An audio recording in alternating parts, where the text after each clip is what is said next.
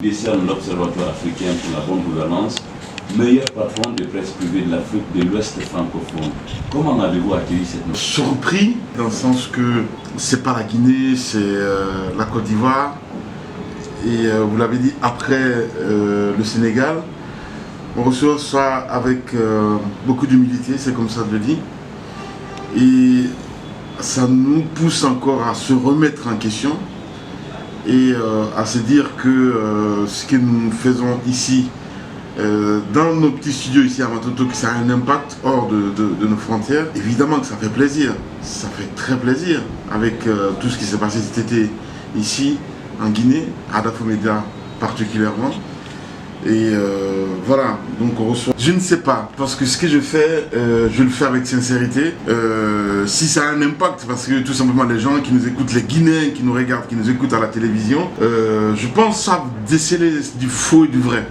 Bluffer, oui, en même temps, ça fait peur.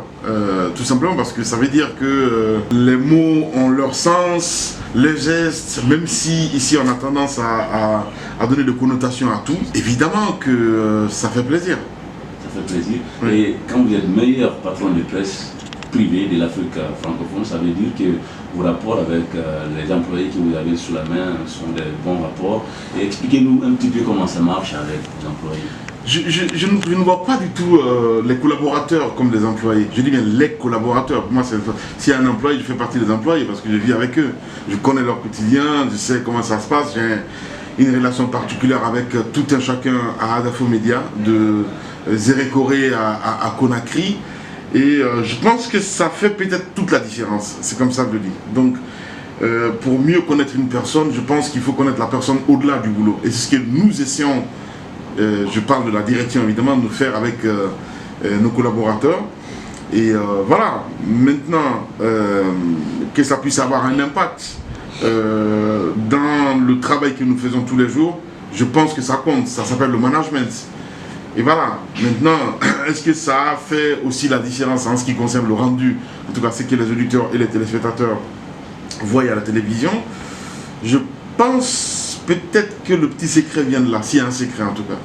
S'il y a un secret, bien évidemment, il y a un secret après tous les prix rappelés. Alors dites-nous, monsieur Guirassy, est-ce que, je reviens sur les rapports parce que vous êtes meilleur patron de presse, patron, je veux dire employeur, même si vous ne voulez pas cette étiquette-là. Quelle est la spécificité de votre patronat en tant que boss d'Adafo Média? Qu'est-ce qui fait qu'aujourd'hui, à l'extérieur du pays, les gens se regardent là sur vous, meilleur patron? La touche spéciale. La touche, peut-être que je suis le seul aussi à être à l'antenne en Guinée, à être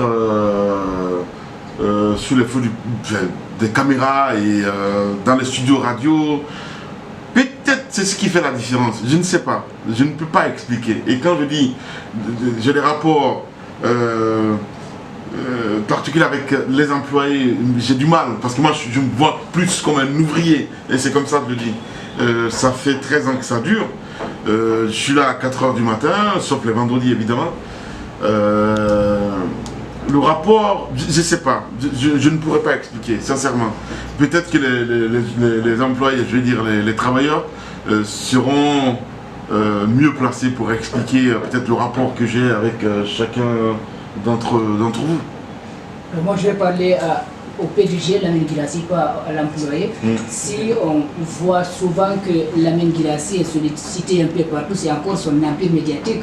Après la création des Kanak TV et l'implantation de certaines antennes en région, notamment Kindia, il y a aussi des projets pour importer cette marque, c'est-à-dire exporter, je veux dire, au Sénégal, Côte d'Ivoire, Mali, Bamako. Où en êtes-vous avec ces projets? Alors Dakar, ça avance très très bien. Pas plus tard que la semaine dernière, on faisait le point évidemment sur l'agrément et sur l'obtention aussi de la fréquence. Je pense que 2021, on verra. Je l'ai dit à Guinée Matin ici, avant même tous les autres médias, comme quoi nous étions sur ce projet-là. Le Sénégal, parce que pour nous, c'est important, avec nos compatriotes qui vivent là, d'avoir cette radio sénégalaise. Je le dirais comme ça, parce que Espace Guinée ne va pas être du tout la même couleur que Espace Sénégal. Donc, Ça avance très bien. On avait entamé des démarches quand le président Ibeka était là avant sa chute pour obtenir aussi les autorisations du côté du Mali. Avec la chute du président Ibeka, ça a tout chamboulé, donc on verra bien ce que ça va donner. Ce qui est sûr, c'est que la demande elle est faite. Lorsqu'on l'a rencontré pour cette interview exclusive qu'il nous a accordée, on avait parlé de ça et on verra ce que ça va donner. Il y a des anciens patrons de presse, il y a des nouveaux et vous êtes peut-être intermédiaire. On vous dit que vous êtes le meilleur parmi les entrepreneurs privés. On ne parle pas de la Guinée, là on parle de l'Afrique. Oui, de la sous-région. Est-ce que vous vous sentez comme étant un guide parmi ces patrons-là? Un guide, je suis un petit rebelle peut-être quelque part, qui casse les codes, et je pense que ça a fait toute la différence quelque part. Et voilà,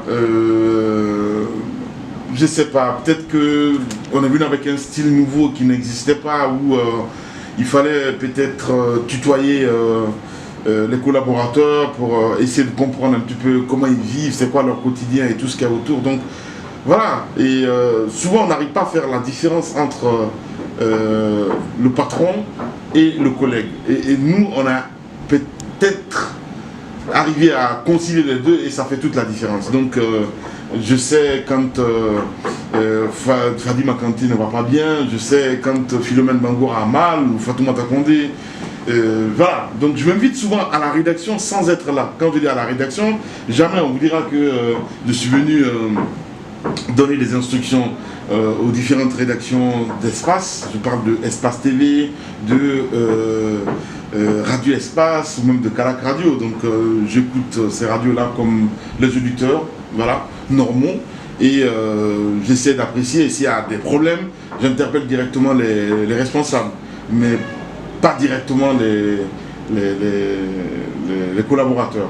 Et si souvent il y a des failles, je essaie de les interpeller en coulisses pour essayer de comprendre ou de leur donner quelques astuces en ce qui concerne l'antenne et tout ce qu'il y a autour. Donc voilà, peut-être qu'on voit plus un grand frère qu'un patron.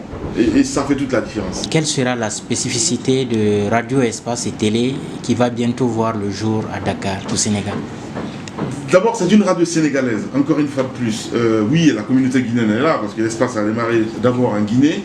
La spécificité, évidemment, sur le quotidien, je veux dire, des Sénégalais. Une radio généraliste, il faut le rappeler.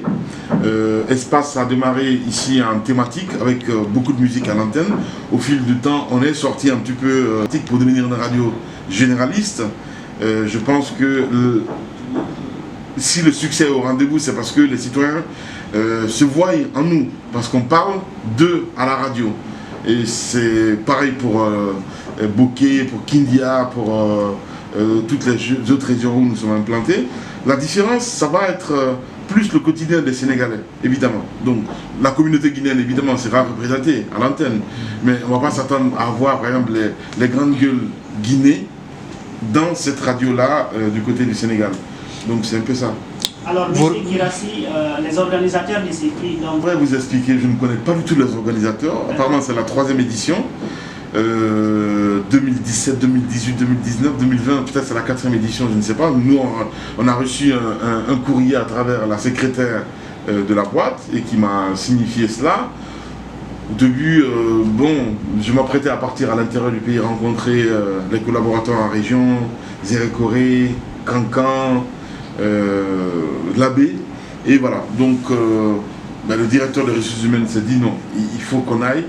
Et voilà quoi. Les critères, je pense que vous serez au Sénégal, enfin à Abidjan avec nous. Vous allez le demander un petit peu quels sont les critères. Monsieur Lamine Guirassy est toujours après sortie. Est-ce que vous comptez davantage vous battre pour maintenir la place toujours meilleur patron de la presse? Évidemment, c'est notre combat de tous les jours. Je pense que c'est pas donné. Aujourd'hui, ça c'est un scoop que je vous donne parce qu'on l'a reçu seulement il y a 2 semaines, d'autres une semaine. Calac Radio aujourd'hui est autorisé dans 18 villes de la Guinée. Voilà, Radio Espace pareil. Donc pour nous, c'est une pression de plus. Est-ce que c'est nous qui allons exploiter, je veux dire, la marque Espace dans toute la Guinée? C'est l'autre phase que Adafo Média est en train de prendre aujourd'hui, parce que quand on prend Calac à Cancan par exemple, oui, c'est pour nous la marque, mais l'exploitant, je veux dire, la personne qui exploite la marque à Cancan, s'occupe un petit peu de ses employés. Nous, le contrat qui nous lie avec ce monsieur du côté de Cancan, c'est évidemment l'utilisation de la marque et respect des valeurs de Kanak Radio. Donc le jour où ça va aller en cacahuètes avec lui, qui ne respecte pas les valeurs de Kanak Radio, évidemment que nous allons retirer non seulement la marque, mais aussi la fréquence, parce que la fréquence nous appartient. Donc c'est pour vous dire, aujourd'hui on est face à une ouverture. Et moi c'est un petit peu cette nouveauté aussi, ça se dit, ok, Boulere est un travailleur à Espace, il est de Télémélé, je prends un exemple, il veut exploiter demain la marque Espace. Pour moi, je n'ai pas meilleur collaborateur que Mamadou Boulere Diallo pour exploiter cette marque à Télémélé. Parce que il est du groupe, il connaît un peu comment ça fonctionne. Donc c'est un petit peu la nouvelle politique du groupe Adafou Média. Je sais aujourd'hui qu'il y a Jacques Lewaleno qui est intéressé à exploiter la marque Espace ou Kanak Radio à Kissidougou. Stamba aussi m'a parlé pour, je ne sais pas, Gekedou, bref. Voilà, pour nous c'est important aujourd'hui que nos employés, en tout cas demain, je pense que je n'ai pas meilleur collaborateur ou meilleur actionnaire que ces gens-là qui sont avec moi depuis plus de 10 ans. Pour exploiter évidemment cette marque à travers la Guinée et voilà, parce que ces 18 autorisations là, mais qu'est-ce que je vais en faire? Je ne veux pas mettre Espace partout. Alors, dernière question, deux dernières questions en ce qui me concerne. Est-ce que après tout ce qui s'est passé durant l'été, est-ce que premièrement le prix vient au meilleur moment? Non, sincèrement. Vous savez, on est tellement en avance sur certaines choses. Avant l'arrivée d'Espace en Guinée, quand on est venu, on est ok, c'est les Toubab, parce qu'on prenait les vacances. On partait 2 mois de vacances et puis après on revenait. Donc les départs, les retours, je ne sais pas, ça fait partie du monde médiatique. C'est seulement ici, et la manière dont ça s'est passé peut-être cet été, peut-être qu'on n'a pas trop apprécié, parce que c'était purement politique, évidemment. Parce que c'était abattre une personne qui n'est que moi, parce que j'ai dit dire non à un moment donné, et puis voilà. Donc après, si ça se passe comme ça, c'est peut-être la manière que je n'ai pas appréciée, que nous n'avons pas appréciée. Est-ce que ça vient au bon moment? Je ne m'attends pas du tout à ce qu'on soit remercié, je ne sais quoi, fait. Si c'est venu en ce moment-là, ça vous de dire peut-être que c'est le bon moment ou c'est pas le bon moment. Et mieux, c'est décembre. Et bientôt c'est Noël. Je ne sais pas. Alors, à qui dédiez-vous ce prix? À tous les travailleurs du groupe Adafou Média. À tous les travailleurs du groupe Adafou Média, aux techniciens surtout, parce que c'est grâce à ces gens-là que nous sommes à ce niveau aujourd'hui, aux journalistes, aux reporters qui sont sur le terrain.